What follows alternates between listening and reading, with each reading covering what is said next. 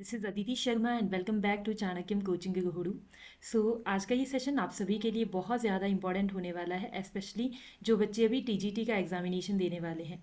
और ये जो सेशन है ये सिर्फ टीजीटी के लिए नहीं बल्कि जितने भी एग्जामिनेशन है आपके जहाँ पर इकोनॉमी या फिर करंट अफेयर्स पूछा जाता है, तो उसमें ये सेशन आपका डेफिनेटली आपको काम आने वाला है, क्योंकि यहाँ पे हम डिस्कशन करने वाले हैं बजट एंड इकोनॉमिक सर्वे के बारे में। तो नो डाउट आज मैं कंप्लीटली आपको सिर्फ ये तो नहीं बताऊंगी कि कंप्लीटली जो बजट है या फिर इकोनॉमिक सर्वे है उसका कंप्लीट डाटा हम नहीं देखेंगे। स्पेशली मैं आपको ये बताऊंगी कि बजट को आपको पढ़ना कैसे होता है, ठीक है। क्योंकि बजट इकोनॉमिक सर्वे बहुत बड़ा, बहुत लेंदी टॉपिक है, बहुत ज़्यादा चीज़ें, बहुत सारे क्वेश्चन इससे पूछे जाते हैं, लेकिन बच्चों को मैक्सिमम टाइम पे यही नहीं पता होता कि हमने इसको पढ़ना कैसे होता है, ठीक है। तो आज के सेशन में बस हमारा ये सेशन हमारा बहुत छोटा सा रहने वाला है, 25 से 20 मिनट का आपका रहने वाला है ये सेशन। तो मुझे लगता है कि अगर आप इस सेशन को देख लेते हो, आपका जो इंडियन इकोनॉमी के सीरीज़ में ये जो बजट एंड इकोनॉमिक सर्वे के क्वेश्चन है वो डेफिनेटली आपके सही होने वाला है। तो मैं आपको एक रोड मैप देने वाली हूँ आज के सेशन में कि किस तरीके से बजट एंड इकोनॉमिक सर्वे को आप पढ़ोगे, कहाँ से आपको पढ़ना है, किस तरीके से आपको डाटा को एनालाइज करना है, क्योंकि इकोनॉमिक सर्वे बहुत बड़ा है। 485 के आसपास पेजेस टोटल हमारे आते हैं इकोनॉमिक सर्वे के। तो उतना सब कुछ तो हम नहीं पढ़ सकते, लेकिन उसको ईजी वे में हमने कैसे देखना होता है वो चीज़ें आज के सेशन में मैं आपको बताने वाली हूँ। तो फटाफट से लाइक शेयर कर दीजिएगा सेशन को और अपने फ्रेंड्स के साथ में बिल्कुल इसको स्प्रेड कर दीजिए ताकि सभी को जो है इसका बेनिफिट मिल सके, ठीक है। तो चलिए विदाउट वेस्टिंग एनी टाइम, मैंने यहाँ पे जो अभी पीडीएफ खोल रखा है तो ये है हमारा बजट, ठीक है। ये सिंपली मैंने डाउनलोड कर रखा है अपने जो हमारी मिनिस्ट्रीज कहती है, ठीक है। तो मैंने पहले से ही डाउनलोड कर रखा था, कोई इशू आपको नहीं होने वाला है, आपको इजीली मिल जाएगा। आप सिंपली अपने सर्च ब्राउज़र में आप डाल दीजिएगा कि डाउनलोड बजट 2025-26, तो अपने आप आपको वहाँ पे साइट मिल जाएगी, ठीक है। इकोनॉमिक सर्वे भी मैं आपको जस्ट ऐसे ही बताने वाली हूँ। अब यहाँ पे हम देखेंगे कि ये जो बजट है इसमें इंपॉर्टेंट चीज़ें क्या है, पढ़ना कैसे है आपने इसको, ठीक है। तो देखिएगा की फीचर ऑफ बजट 2025 एंड 26, ठीक है जी। चलिए यहाँ पे हम चलते हैं। सबसे पहले तो आपके पास में एक बात मैं आपको बता दूं कि मैंने एक सेशन लिया था कुछ ही समय पहले, वहाँ पे मैंने आपको बताया था कि जो बजट होता है वो क्या होता है, क्यों बनाया जाता है, क्या क्या चीज़ है। एक बार उस सेशन को ज़रूर देख लीजिएगा, आपके लिए काफ़ी ज़्यादा बेनिफिशियल रहेगा। ये ऑलरेडी मैं अपने स्टूडेंट्स को पढ़ा चुकी हूँ, तो इसीलिए थोड़ा सा यहाँ पे मार्क आपको दिख रहा होगा, ठीक है। इसको प्लीज़ इग्नोर कर दीजिएगा। तो सबसे पहले तो इंपॉर्टेंट चीज़ आपके पास में यहाँ पे ये है कि देखो, सबसे पहले जब आप इसको ओपन करते हैं तो आपको दिखता है कि journey of development. No doubt आपने यहाँ पे क्या करना है, सिंपली आपको ध्यान क्या रखना है कि यहाँ दिया गया है इंजन ऑफ डेवलपमेंट। तो सीधा आपका एग्जामिनर आपसे पूछ सकता है कि इकोनॉमी में इकोनॉमिक बजट 2025-26 में इंजन ऑफ डेवलपमेंट किसे कहा गया है, ठीक है। तो आप डायरेक्टली सबसे पहले आपको पता होना चाहिए कि 4 इंजन दिए गए हैं डेवलपमेंट के। कौन कौन से हैं? पहला है एग्रीकल्चर, दूसरा है एमएसएमई, तीसरा है इन्वेस्टमेंट एंड चौथा है एक्सपोर्ट, ठीक है। तो ये आपको ध्यान होना चाहिए। ये हिंदी में भी आता है, तो आप हिंदी का पीडीएफ भी इसका डाउनलोड कर सकते हो, बट अभी मैंने जस्ट यहाँ इंग्लिश वाला ओपन किया है, तो कोई इशू आपको यहाँ पे नहीं होने वाला है। डायरेक्टली हिंदी वाला भी सिंपली ऐसा ही लिखा लिखा गया होता है या फिर ऐसा ही दिया गया होता है, ठीक है। सिंपली वो हिंदी मीडियम में होगा या आपका इंग्लिश मीडियम में है, ठीक है। तो सिंपली यहाँ पे हमने फर्स्ट चीज़ जो समझी है वो ये है कि इंजन ऑफ डेवलपमेंट हमारे पास में क्या है, एग्रीकल्चर है, एमएसएमई यानी कि micro small and medium enterprises, और आपके इन्वेस्टमेंट निवेश को, यानी कि निवेश आपका हो गया investment, micro small medium enterprises हो गए कृषि मध्यम एवं लघु उद्योग, ठीक है, या फिर हम कह सकते हैं सूक्ष्म लघु एवं कुटीर उद्योग हम इसको कहते हैं, ठीक है। और एक्सपोर्ट यानी कि निर्यात, इसको जो है इंजन ऑफ डेवलपमेंट का नाम दिया गया है। चलिए आगे बात करते हैं। A country is not it's soil but soil, a country is it's people, कि कंट्री, एक देश जो है सिर्फ लोगों से बनता है, ना सिर्फ मिट्टी से बनता है, ये इसमें कहा गया है हमारे बजट में, ठीक है। तो यहाँ पे आप देख सकते हैं, यहाँ पे क्या दिया गया है कि एस्पिरेशन ऑफ विकसित भारत, विकसित भारत को बनाने के लिए हमारे पास क्या चीज़ें होनी चाहिए। इसमें सबसे पहला है एक्सेलरेटिंग ग्रोथ, के ग्रोथ को हमने बढ़ावा देना है, ठीक है। सिक्योर इंक्लूसिव डेवलपमेंट, यानी कि समावेशी विकास करना है। समावेशी विकास का मतलब होता है सभी सेक्टर का साथ में विकास करना है, तो दूसरी बात आपने ये ध्यान रखना।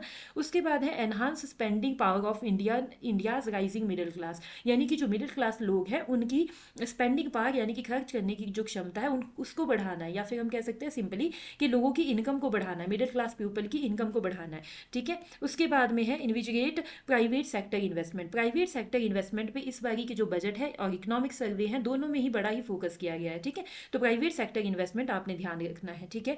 Uplift house hold sentiments, house hold sentiments को हमने अपलिफ्ट करना है, ठीक है। उनके जो standard of livings and all है उनको हमने बढ़ावा देना है। तो दो बातें हमने यहाँ पे अभी तक समझी है कि एक तो विकास के इंजन कौन कौन से हैं, 4 इंजन दिए गए हैं। दूसरा एस्पिरेशन ऑफ विकसित भारत को बनाने के लिए कौन सी चीज़ें हमारे पास होनी चाहिए, वो हमने यहाँ पे देखा है। अगली चीज़ मैं यहाँ आज के सेशन में बहुत इंपॉर्टेंट बातें सिंपली आपको समझाने वाली हूँ इसमें, ठीक है। बाकी कभी डिटेल में इसके बारे में हम डिस्कशन डेफिनेटली करेंगे, ठीक है। तो यहाँ पे हम देखेंगे आपका नेक्स्ट जो सिस्टम है आपके पास, नेक्स्ट है डेवलपमेंट मेजर फोकसिंग ऑन गरीब, यूथ, अन्नदाता एंड नारी। यानी कि यहाँ पे जो डेवलपमेंट मेजर्स है, या फिर हम कह सकते हैं कि किस पे फोकस किया गया है इस बजट में, गरीब लोगों पे, यूथ यानी कि आपका जो यंग जनरेशन है उनके ऊपर, अन्नदाता यानी कि किसानों के ऊपर, और नारी यानी कि महिलाओं के ऊपर फोकस किया गया है, ठीक है। तो यहाँ पे अपना जितना भी बजट है इन चारों को ध्यान में रखते हुए ही आपकी योजनाएं एंड ऑल ये सभी आई होंगी, ठीक है।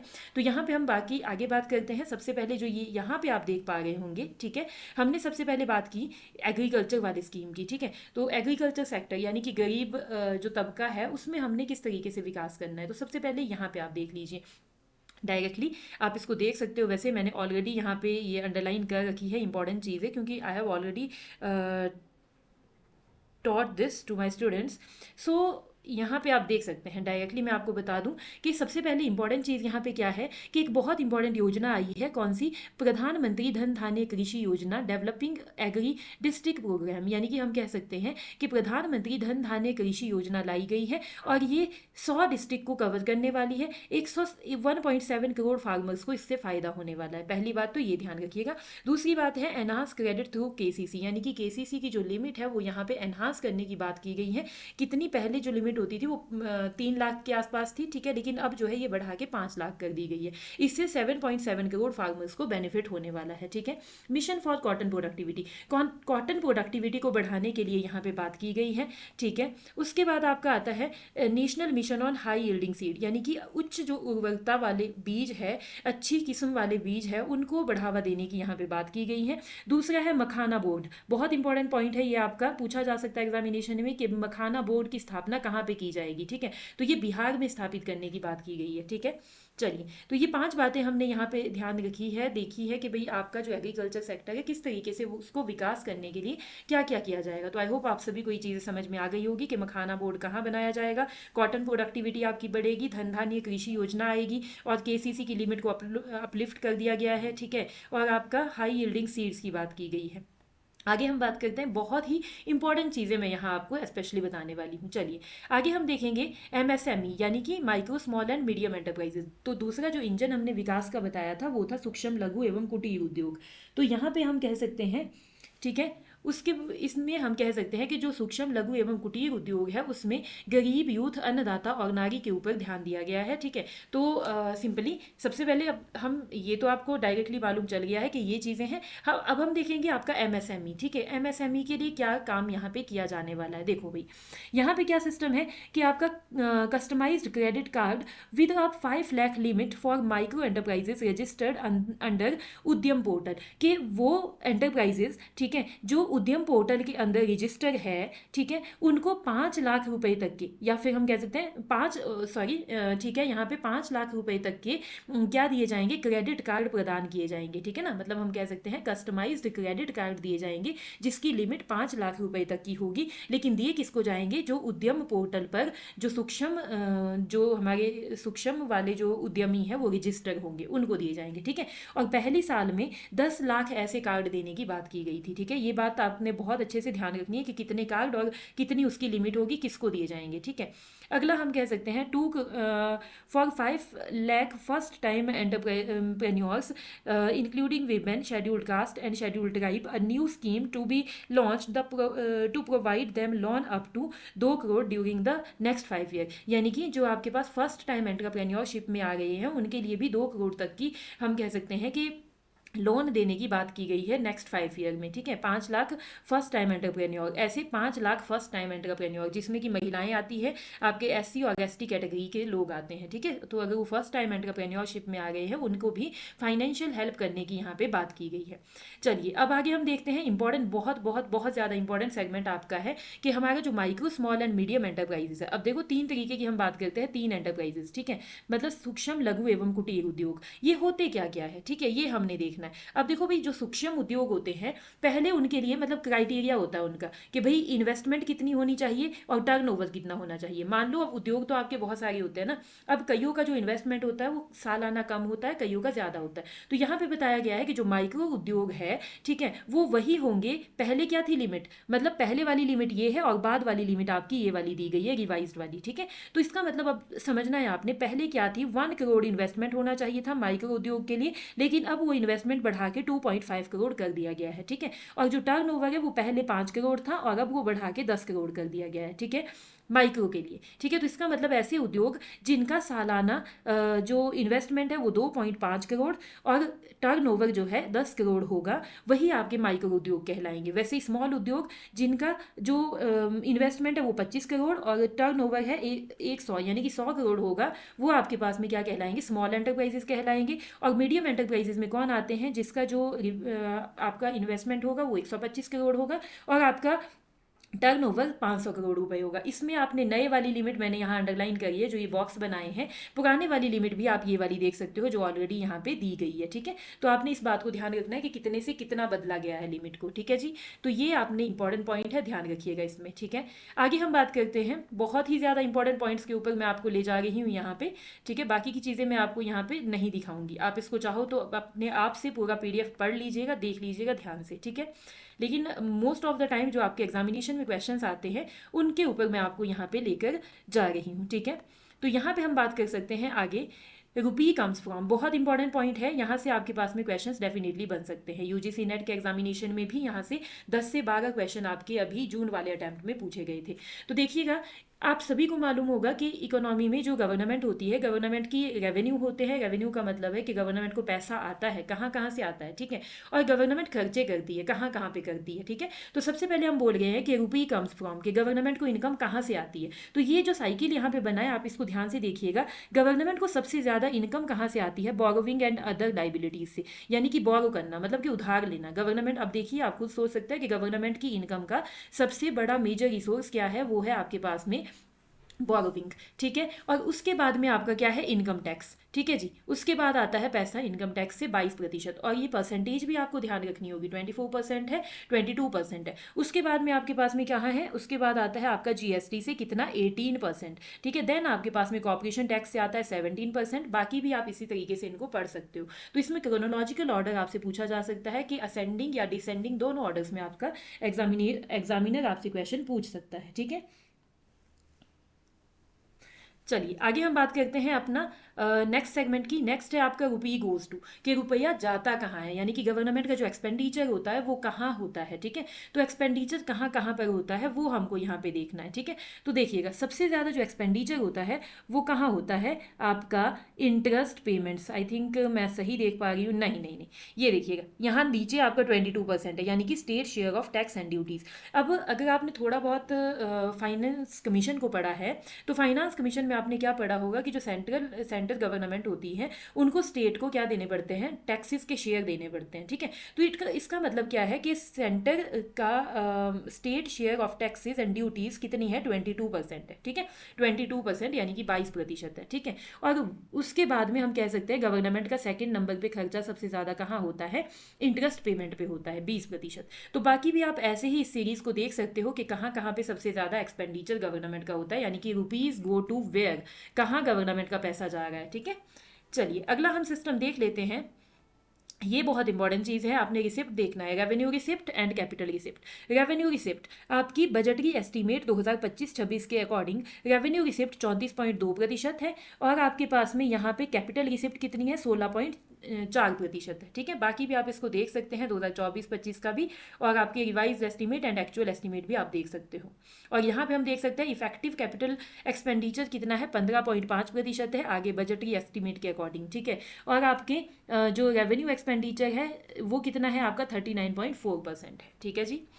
अगला हम देखेंगे यहाँ पे इंपॉर्टेंट चीज़, डेफिसिट ट्रेंड्स। बहुत इंपॉर्टेंट क्वेश्चन आपके बन सकते हैं एग्जामिनेशन में डेफिसिट ट्रेंड में से, मतलब फिजिकल डेफिसिट कितना है 4.4% 2025-26 के बजटरी एस्टीमेट के अकॉर्डिंग। ये इंपॉर्टेंट है, और पिछला भी आप देख लीजिएगा, ये भी आपका इंपॉर्टेंट रहता है। बाकी 21-22, 22-23 का उतना ज़्यादा नहीं पूछा जाता, बट 24-25 और 25-26 का आपको देखना डेफिनेटली है, ठीक है। तो फिजिकल डेफिसिट आपका बजटरी एस्टीमेट 25-26 के अकॉर्डिंग कितना है, 4.4% है। रेवेन्यू डेफिसिट कितना है, 1.5% है। इफेक्टिव रेवेन्यू डेफिसिट कितना है, 0.3% है।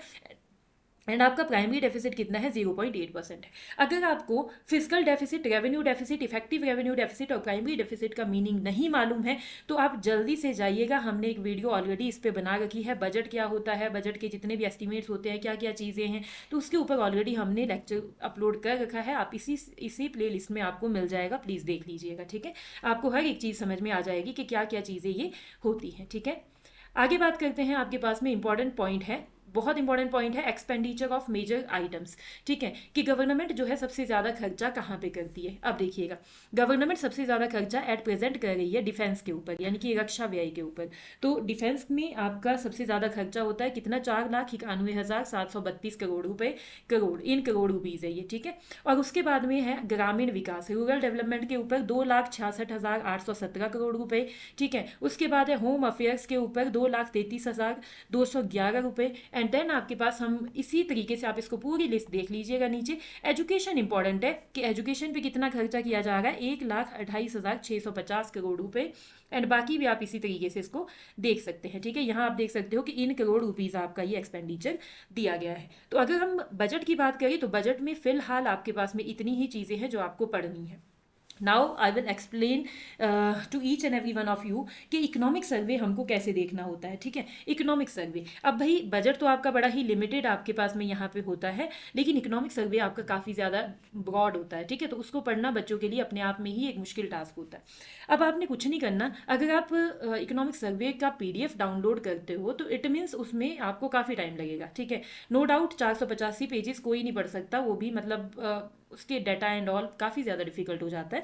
तो आपने क्या करना है, सीधा जो भी आप सर्च इंजन यूज़ करते हो उस पे जाइएगा, जस्ट लाइक मी, जैसे मैं यहाँ पे जा रही हूँ, जस्ट मैं आपको डायरेक्टली शो कर रही हूँ ये चीज़, ताकि आपको कोई कन्फ्यूजन ना हो। ये देखिएगा, इकोनॉमिक सर्वे मैंने ऑलरेडी सर्च कर रखा था, अदरवाइज आप सर्च कर लीजिएगा। इकोनॉमिक सर्वे पे हमने क्लिक किया, ठीक है। Just 1 second, I have to leave the site firstly, then I will open this, just 1 second.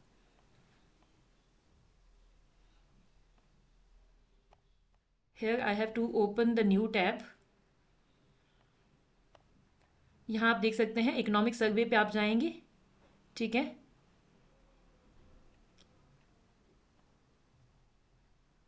जैसे ही आपके पास जो भी फर्स्ट वाला सेगमेंट ओपन होता है, यू विल ओपन दिस, लीजिए जो फर्स्ट वाला साइट आपके पास में ओपन हुई थी, ठीक है। अब ये आप यहाँ पे देख सकते हो, यहाँ पे जितनी भी चीज़ें, मान लो आपको क्या करना है, मान लो आपको इंटरनेशनल इकोनॉमिक्स का सिस्टम देखना है, ठीक है। आपको ये देखना है कि इकोनॉमिक सर्वे के अकॉर्डिंग आपका जो बैलेंस ऑफ पेमेंट है वो कितना है, ठीक है। इंडिया का एक्सपोर्ट और इम्पोर्ट का क्या सिस्टम चल रहा है वो आपको देखना है। तो आप कहाँ पे ओपन करोगे, वो किस में आता है, एक्सटर्नल सेक्टर में आता है ना। एक्सटर्नल का मतलब होता है बाहरी क्षेत्र, तो इसका मतलब यहाँ पे डायरेक्टली दिया गया है एक्सटर्नल सेक्टर वाला सेगमेंट, इसको आप ओपन कर लोगे, जैसे कि आप देख सकते हो 1 2 3 4th नंबर पे, ठीक है। और अगर मान लो आपको देखना है कि इंडस्ट्री का क्या सिस्टम चल रहा है भाई, ठीक है, इसमें आपका इजी क्या काम रह जाएगा, मान लो आप एक दिन में एग्रीकल्चर पढ़ते हो, ठीक है। तो आप कहाँ जाओगे, ये आप नीचे देख सकते हो जहाँ पे अभी एरो जा रहा है, ठीक है। आई डोंट नो कि आपको विजिबल होगा प्रॉपरली या नहीं होगा, बट ये देखिए आप, यहाँ पे दिया गया है एग्रीकल्चर एंड फूड मैनेजमेंट, इसको आप आराम से क्लिक कर सकते हो, ठीक है। एक दिन में आप इसको पढ़िए कि एग्रीकल्चर के ऊपर क्या क्या सिस्टम है, इकोनॉमिक सर्वे में क्या क्या कहा गया है, ठीक है। दूसरे दिन आप सर्विस सेक्टर को देखिए, तीसरे दिन आप इंडस्ट्रियल सेक्टर को देखिए, आसानी से आपका काम हो जाएगा, ठीक है। तो सीधा कुछ नहीं करना आपने, मान लो आपने क्या करना है, सीधा मैं आपको ले चलती हूँ सर्विस सेक्टर, जैसे यहाँ पे बताते हैं हम सर्विस सेक्टर, ठीक है।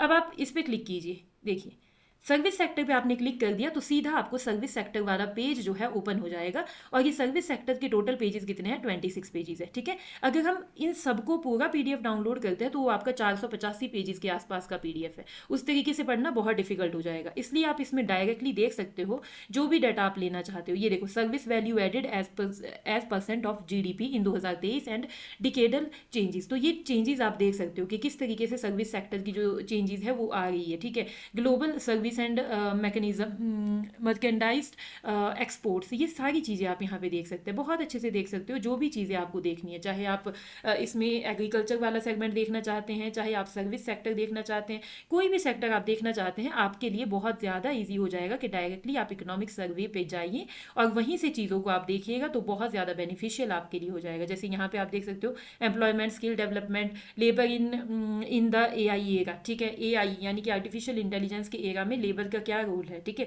तो ये चीज़ आप यहाँ पे देख सकते हैं। तो आई जस्ट होप कि आपको इस सेशन में समझ आ चुका है कि इकोनॉमिक सर्वे को आपने कैसे देखना है, आपने बजट को कैसे पढ़ना है आप अपने आगे आने वाले एग्जामिनेशंस के लिए। तो वीडियो अच्छी लगी हो तो वीडियो को जरूर लाइक कीजिएगा, चैनल को सब्सक्राइब कीजिएगा और अपने फ्रेंड्स के साथ शेयर करना मत भूलिएगा। Thank you so much.